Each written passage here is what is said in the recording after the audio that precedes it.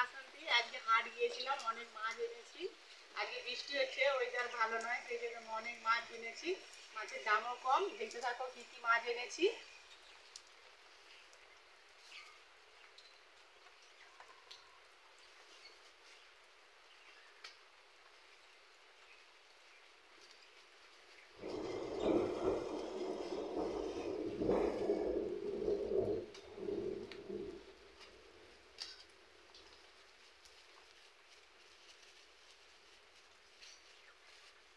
বন্ধুরা দেখো কতগুলো মাছ। এটা হচ্ছে সিলভার কাপ, এইগুলো বাটা মাছ, আর এইগুলো পুঁটি মাছ।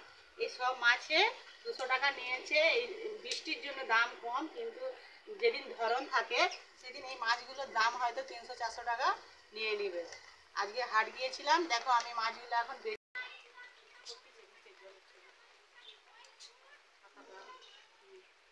এবার এই বড় মাছটা আমি কেটে নিচ্ছি।